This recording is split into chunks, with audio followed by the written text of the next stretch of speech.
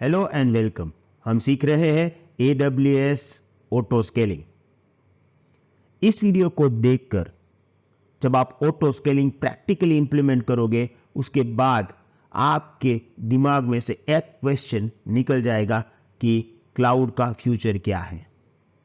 जो चीज़ें हम क्लाउड में कर सकते हैं जैसे कि ऑटो स्केलिंग, वो आप ऑन प्रीमाइसेस में सेटअप करने जाओगे तो ऑलमोस्ट इम्पॉसिबल है। अगर आपको ये जानना है कि पावर ऑफ क्लाउड क्या है, इस वीडियो को पूरा देखिएगा। ऑटो स्केलिंग क्या है, इसका इंट्रो हमने देख लिया। ऑटो स्केलिंग के बेनिफिट्स, जैसे कि ऑटो स्केलिंग का बेनिफिट है फॉल्ट टॉलरेंस, ऑटो स्केलिंग का बेनिफिट है बेटर अवेलेबिलिटी, उसके बारे में प्रैक्टिकली आज इस वीडियो में हम देखने वाले हैं।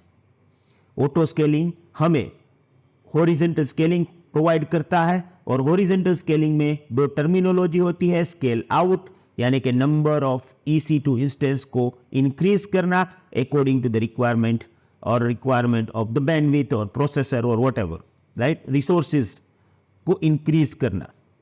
और दूसरा scale in. Practically scale out और स्केल इन दोनों करेंगे इस वीडियो में। ओके, जैसे कि आपको मालूम है कि अगर आपको ऑटो स्केलिंग सेटअप करना है तो आपको पहले लॉन्च टेम्पलेट बनाना पड़ेगा, जो हमने प्रीवियस वीडियो में बनाया था, और उसके बाद हमें ऑटो स्केलिंग ग्रुप को सेटअप करना पड़ेगा।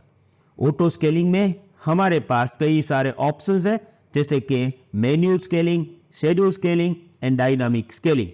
इस वीडियो में हम देखने वाले हैं मैन्युअल स्केलिंग, और पूरा प्रैक्टिकल होगा, तो फुल वीडियो देखिएगा, आपको बहुत ही मजा आएगा। अब प्रैक्टिकल पे जाएंगे। सबसे पहली चीज, अगर मुझे ऑटो स्केलिंग सेटअप करना है तो मुझे as a first step launch template बनाना पड़ेगा।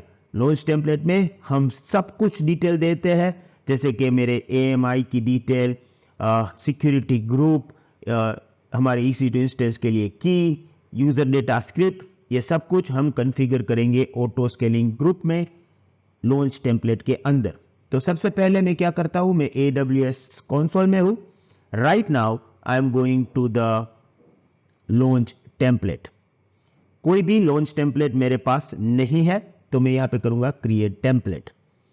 यहां पे मैं नाम दूंगा web server LT launch template. यहां पे आप वर्जन डिफाइन कर सकते हो, ये बहुत ही अच्छी फैसिलिटी है। अगर आपको कुछ चेंज करना है तो you have multiple version. Okay, तो यहां पे मैंने दे दिया वर्जन।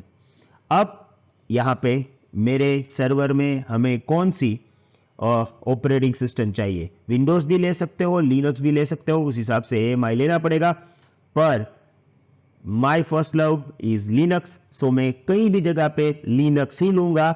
जैसे मैंने Amazon Linux 2023 AMI यहां पे सिलेक्ट किया, और यहां पे हमें बताना पड़ेगा कि कौन सा इंस्टेंस हमें चाहिए। हम तो फ्री वाले हैं, तो हम लेंगे T2 माइक्रो, ओके, जो फ्री है। यहां पे की पेयर हम सिलेक्ट करेंगे कि कौन से की पेयर से हम उस पर्टिकुलर EC2 इंस्टेंस में लॉगिन होंगे अगर ट्रबल शूट करना है तो अभी मैंने ले लिया, ये की पेयर मेरे पास है। आपको अगर बनाना है तो आप नया ले लो। यहां पे नेटवर्किंग में हम सबनेट सेटिंग नहीं करेंगे, क्योंकि ये सबनेट सेटिंग जब हम ऑटो स्केलिंग ग्रुप सेटअप करेंगे ना, तब करेंगे, अभी करने की जरूरत नहीं है। सिक्योरिटी ग्रुप सेटअप कर लेते हैं। जैसे यहां पे मैं नाम दे देता हूं web server SG for test. कौन सा VPC, हमारे पास एक ही है, मैंने सब कुछ डिफॉल्ट VPC में ही किया है। और यहां पे सिक्योरिटी ग्रुप रूल में मैं दो चीजें डाल देता हूं। फर्स्ट,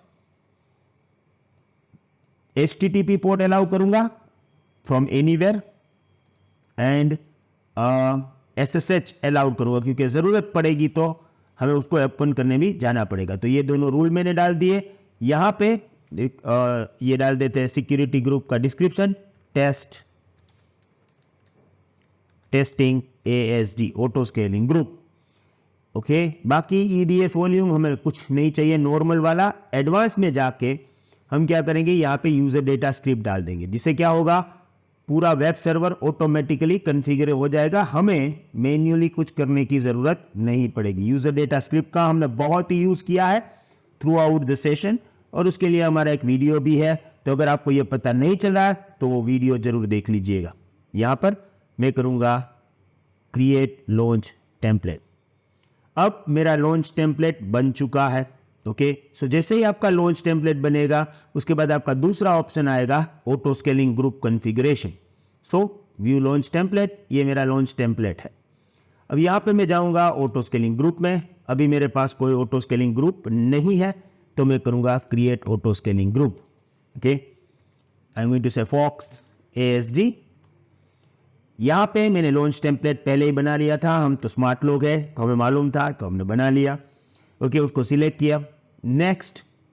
देखिए यहाँ पे अगर आपको ओवरराइड करना है तो कर सकते हैं, अभी कुछ नहीं करेंगे। यहाँ पे देखिए ये मुझे पूछ रहा है कौन से VPC और कौन से अवेलेबिलिटी जोन में आपको EC2 इंस्टेंस चाहिए। ओके, हमने लॉन्च टेम्पलेट में नहीं किया था क्योंकि यहाँ पे ऑप्शन आ रहा है, तो मैं क्या कर रहा हूँ, यहाँ से मैं लूँगा AP साउथ 1A और B, तो हमें ये बता दिया है। C में मत करिएगा क्योंकि C में इंडिया में प्रॉब्लम है, कई बार वो फ्री EC2 इंस्टेंस बनाने नहीं देता है, इसीलिए मैंने 2 सिलेक्ट किया। अगर मुझे 3 करना है तो मैं 3 भी कर सकता हूँ, पर मुझे AP साउथ 1 और B में ही बनाने हैं। नेक्स्ट, क्या आपको लोड बैलेंसर सेटअप करना है? आपके ऑटो स्केलिंग ग्रुप के साथ करना है, पर अभी नहीं, क्योंकि अभी तो मुझे पहले स्केलिंग को समझना है, ऑटो स्केलिंग कैसे काम करता है वो समझना है, तो अभी नहीं। ओके, मॉनिटरिंग कुछ नहीं चाहिए भाई। नेक्स्ट, अभी आपको कितने इंस्टेंस चाहिए? ओके, मैं क्या बोल रहा हूं, अभी मुझे 0 चाहिए, मिनिमम भी 0 चाहिए और मैक्सिमम 5 चाहिए। देखिए यहाँ पे जब आप लॉन्च कॉन्फ़िगरेशन सेटअप करते हो तब हमें मिनिमम मैक्सिमम कैपेसिटी देनी पड़ती है। अभी हमने बोला है 0, मिनिमम 0, मैक्सिमम 5, बट अभी मिनिमम तो 0 है, तो कोई भी EC2 इंस्टेंस बनेगा नहीं। अगर आप यहाँ पे देखोगे, ओके, तो यहाँ पे अगर आपको पता चलेगा कि अभी मेरे पास कोई भी EC2 इंस्टेंस नहीं है। ओके, तो हो गया, अभी कोई पॉलिसी वगैरह कुछ नहीं चाहिए, सब हम बाद में देखेंगे, स्टेप बाय स्टेप सीखेंगे, क्योंकि स्टेप बाय स्टेप सीखोगे तो ही याद रहेगा। अभी मैं 10 पॉलिसी एक बार सिखा दूंगा तो फिर समझ में नहीं आएगा और कंफ्यूज हो जाओगे। भले थोड़ा सा टाइम लगेगा, पर धीरे धीरे स्टेप बाय स्टेप अच्छी तरह से सीखेंगे तो याद रखने की ज़रूरत नहीं पड़ेगी, क्योंकि हम सब कुछ समझ लेंगे। ओके, सो यहाँ पे अभी no policy. Next next next, और ऑटो स्केलिंग ग्रुप। लो भैया, मेरा ऑटो स्केलिंग ग्रुप रेडी हो गया।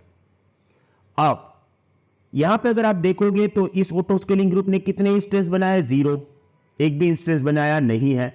आप यहां पे जाके यहां पे देखिए इंस्टेंस मैनेजमेंट में जाओगे तो यहां पर भी ब्लैंक रखेगा, राइट? नहीं है। क्यों नहीं है? क्योंकि भैया हमने ही बोला है कि अभी हमारा कोई डिजायर ही नहीं है। ओके, तो मैं यहां पे क्या करता हूं, मैं यहां पे बोलूंगा एडिट। मैंने क्या बोला, मिनिमम एक इंस्टेंस तो चाहिए ही चाहिए, इन एनी केस एक तो चाहिए। ओके, अब मैं यहां पे क्लिक करता हूं अपडेट। देखिए सीधा एरर आ गया। क्या आप बोलते हो मिनिमम एक चाहिए और डिजायर में अभी कितने चाहिए, तो आप बोल रहे हो 0, तो ऐसे नहीं चलेगा ना। तो आप बोल रहे हो मिनिमम 1, तो ये क्या है मालूम है, मुझे बोला गया कि आपको या तो 1 मिलेंगे या तो 5 मिलेगी, 1 से 5 के बीच में जितने चाहिए सिलेक्ट कर लो। ओके, तो मैंने क्या बोला, अभी मुझे 0 चाहिए, तो ऐसा नहीं हो सकता, विच इज डिजायर कैपेसिटी। तो मुझे अभी या तो मिनिमम 1 मिल सकता है या 5। कितनी चॉकलेट आपको चाहिए वो आप ले लो। तो मैंने क्या बोला मालूम है, अभी मुझे 1 दे दो। तो डिजायर कैपेसिटी में मैंने ये डिफाइन किया कि आप मुझे 1 से 5 चॉकलेट दे रहे हो, पर अभी मुझे 1 ही खानी है, तो मुझे 1 चाहिए। ओके, अब देखिए यहां पे आप देखोगे तो आपको पता चलेगा कि आपके पास कोई भी इंस्टेंस नहीं है। ओके, तो मैंने बोला 1 चाहिए, तो डिजायर में 1 दिया, मिनिमम 1 तो मिलेगा ही, मैंने 1 ही लिया, 5 तक मैं जा सकता हूं। तो यहां पे मैंने किया अपडेट। अब मैंने जैसे ही अपडेट किया, ये अपडेट कैपेसिटी में स्टेटस आ गया। अब आप बोलोगे कि ये तो आपने मैन्युअल किया, तो हाँ वही तो बात कर रहे हैं, हम सीख ही रहे हैं मैन्युअल कैपेसिटी, राइट? तो मैन्युअल स्केलिंग में क्या होता है, manual scaling is the most basic way to scale your resources. दूसरी बात, you need to specify the change in the maximum, minimum और desired capacity of your auto scaling group. मैंने वही स्पेसिफाई किया। ये क्या है आपको पहले से ही मालूम है, राइट। जैसे कि आपको मालूम है कि आप एक नया गेम लॉन्च करने जा रहे हो आज रात को 6 बजे, तो आपको मालूम है कि ट्रैफिक ज्यादा आने वाला है, तो पहले से ही जब आपको मालूम है ना, तब आप मैन्युअल स्केलिंग पे जा सकते हो, राइट। अभी मैंने क्या किया था, मैंने बोला था कि I want one Dzire capacity. अब यहां पे मैं रिफ्रेश करूंगा तो देखिए अभी मेरा EC2 इंस्टेंस बन गया है। ओके, अब बना तो है, साथ में इसके अंदर यूजर डेटा स्क्रिप्ट भी हमने डाला था। तो क्या होगा, इसको अगर मैं ओपन करूंगा ना तो वेबसाइट भी रेडी होगा, क्योंकि यूजर डेटा स्क्रिप्ट ने वेबसाइट को रेडी कर दिया होगा। देखिए वेलकम टू द क्लाउडफॉक्स अपने आप आ गया। तो ऐसा नहीं है कि आपको मैन्युअल कुछ कॉन्फ़िगरेशन करना पड़ेगा, राइट। अब मैं दिखाता हूं जादू, magic of auto scaling. Okay, देखिए ऑटो स्केलिंग के बेनिफिट्स में हमने क्या देखा था, better fault tolerance, better availability, right. Better fault tolerance means auto scaling can detect when the instance is unhealthy, terminate it and launch the instance and replace it.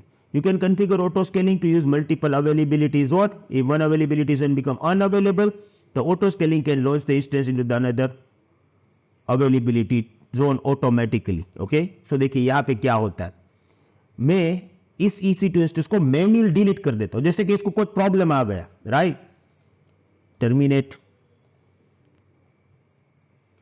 Okay, अब क्या है कि बच्चे ने मांगा है एक चॉकलेट। ओके, चॉकलेट तो दिया, हमें EC2 इंस्टेंस मिला, पर चॉकलेट हमने फेंक दिया। अब चॉकलेट एक तो मिलेगा ही मिलेगा, यानी EC2 इंस्टेंस को तो आपको मिलेगा ही मिलेगा। तो क्या होगा, अभी ये इंस्टेंस हमने टर्मिनेट कर दिया, no problem. Okay, auto scaling अपने आप एक नया इंस्टेंस बना लेगा। क्यों? Hi, I am Bhavesh Atara from CloudFox Hub. Thank you very much, आपने हमारा 100 डेज तक साथ दिया।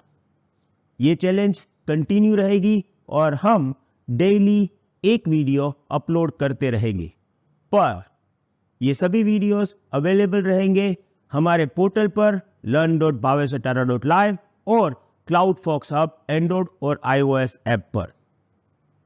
जब आप हमारी वेबसाइट विजिट करोगे तो वहां पे आपको YouTube 100 डेज चैलेंज कोर्स दिखाई देगा, जिसमें आप एनरोल कर सकते हो।